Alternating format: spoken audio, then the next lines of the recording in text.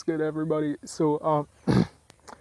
I was I just recently finished watching the series Lovecraft Country. It's like it's literally black magic. Like it's black people who learn how to do magic, and then I don't know how I don't know how to describe it to you without giving spoilers. So I just won't. All right. So we finished the series Lovecraft Country, and it made me think about fiction, like the concept of fiction. And so just now I went to look it up, and the definition of fiction is something created in the imagination or feigned, specifically an invented story. And then it made me think about reality, because when you look at a lot of works of fiction, you you kind of detach yourself from it, but at the same time, there's like if you could like see that happening, and that's kind of what make to some extent that's for some movies that's what makes it so entertaining, like apocalyptic movies and such. And but at the same time, there's like this, you have this idea that, oh, fiction, it's just fiction, it's not real, it could never be real. But we're not sure of that. And so I'm gonna propose this. I I think fiction only applies to something that is completely out of the realm of possibility, like something that goes against the law, something that goes against the laws of the universe. So something that cannot happen within the multiverse that we live in.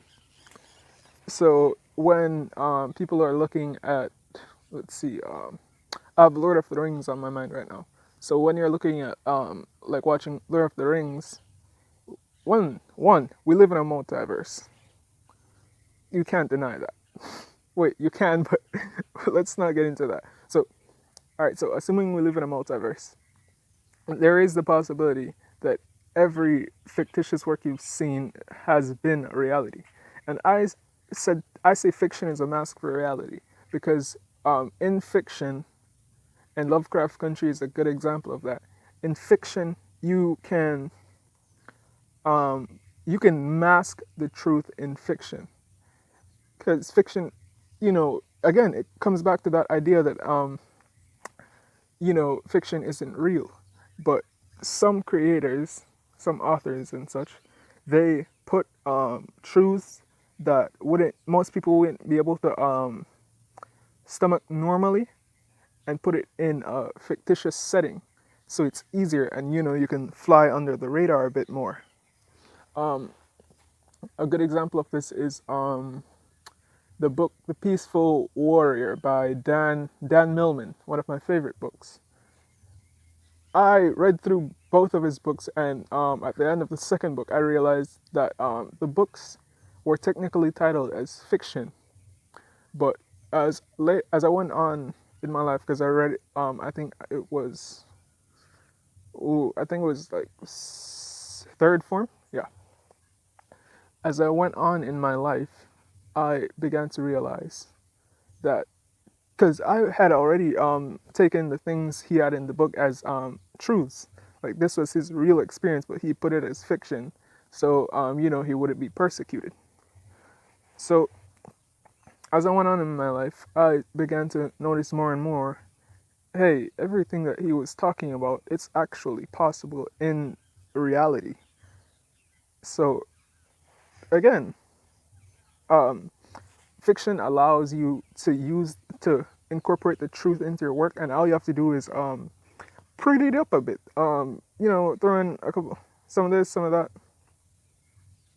So it's not noticed. But for the ones who are really looking and on that level, they're gonna see it, and they're gonna be like, oh, damn, he was really tapped in. And what I just loved Lovecraft Country because it seemed in my mind, it seemed like something that could happen, like some because it's set in the past. And as I'm looking at it, I was just thinking like, because all right, so the plot is white people are using magic, and then a black dude is a descendant of this white dude, and he has magic in his blood. Yada yada yada. They fight. All kinds of stuff happens because it's set in a, it's also set in a historical context. And Jordan Peele is one of the writers on the show. And Jordan Peele, as we all know, is I think he's insane, but like a good insane. He's way too creative. Uh, yeah. So Von Tucut said, shout out Von Tucut.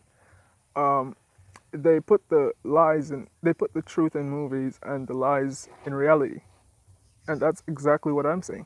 Because look back at let's say Avatar: The Last Airbender. Um, the five elements: earth, water, fire, air, energy bending, blood bending, um, all of that. You have to imagine that that's because the scope of what we know about our history is very limited, especially melanated people. We know like we know like a very minuscule amount of our real history, and because of that, we're generally lost. Like we tend to, I feel like melanated people, we wander around and try to incorporate everybody else's culture into like our like we're just trying to get back to what we were, but we only know so much of what we were, so it's a lot harder for us. Like as far as I know, we were the real Vikings. I'm just saying, like broken native. But yeah, I just want you guys to think about that. Fiction is a way for authors to mask the truth, because you have to think about it. When you really write like something raw, and you're trying to put that out, like say it's a documentary, if you put it out as like a cartoon or something, you're still gonna have like a big audience watching, and they might not come after you with the same fury, because they'll say, "Oh, it's a cartoon. It's like a kid show or whatever, something like that," and they'll overlook it. It's like how like slaves during the slave trade, how they didn't incorporate Christianity into their cultural practices so they could retain them. For example, I'm Graniga. We have a lot of we have it's weird. We have like ancestral worship and Christianity in our as like a part of our culture, but one you can't have one without the other because originally we had one without the other, and that one was ancestral worship. Anyway, um, I think that's everything I wanted to say. Oh, another one. Um, another good example. George Orwell's 1984, the book. It it's listed as a work of fiction, but it's what when you read if you read the book, because it's basically about this it's about society today, how can you know electronics control us, like this phone I'm recording on, it has a camera, and if George Orwell proposed that everything, it feels like everything he said was true, but in his book the TV spies on you. You get rations, like the government controls everything from the second they sense dissent in you.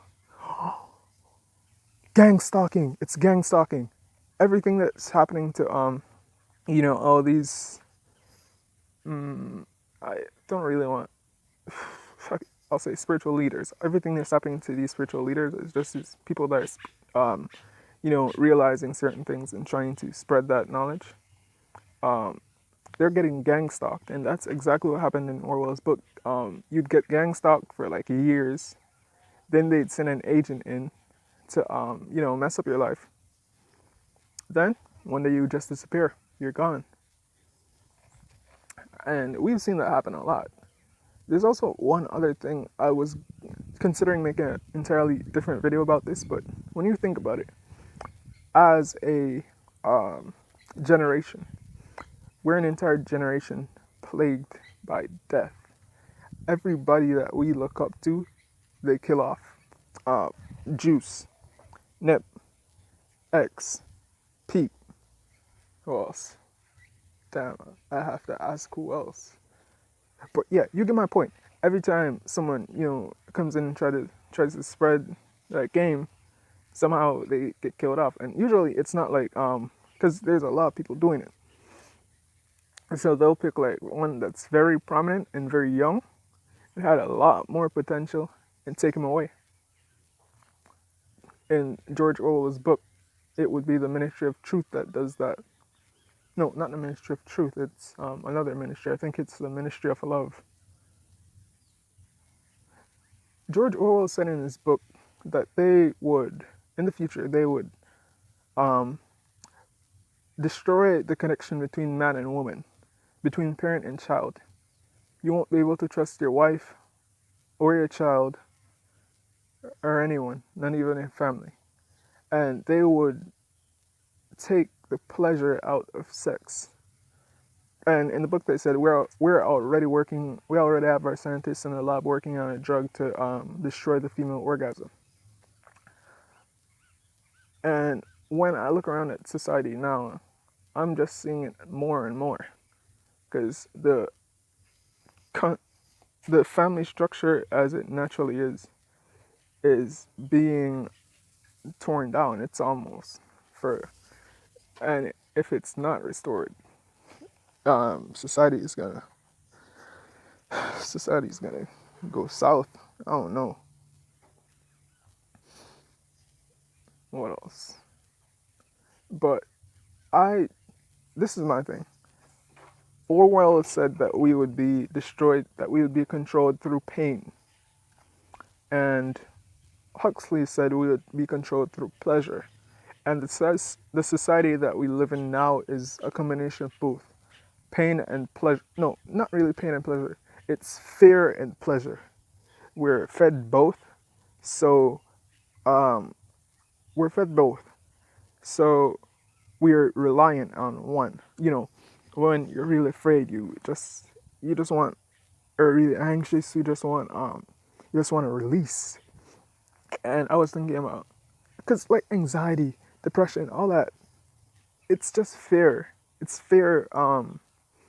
It's fear made manifest inside. It's fear taking control of you, in your mind. It's fiction. You see me? Because another thing, the law of attraction, it is one of the laws that makes me say that fiction is, because what I'm trying to propose here is that fiction is not fake. It's not fake.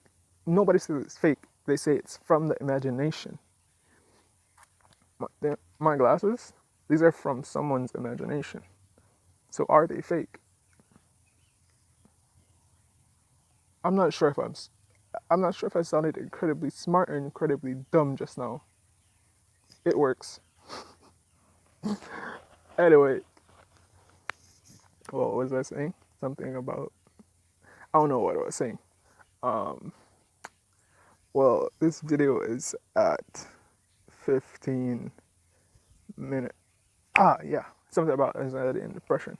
We turn to drugs, we turn to sex, we turn to all kinds of things just to relieve that fear.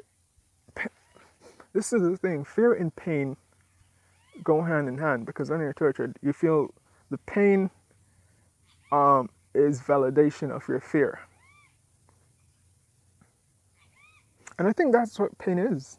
Generally, it's just a validation of your fear. But pain without fear, if you feel pain and you do not fear it, you can overcome it. With that, I think I'm gonna end the video here. Um, Sorry I haven't been posting for a while. I was out of commission for a bit, but I always come back. With that said, greater things are coming.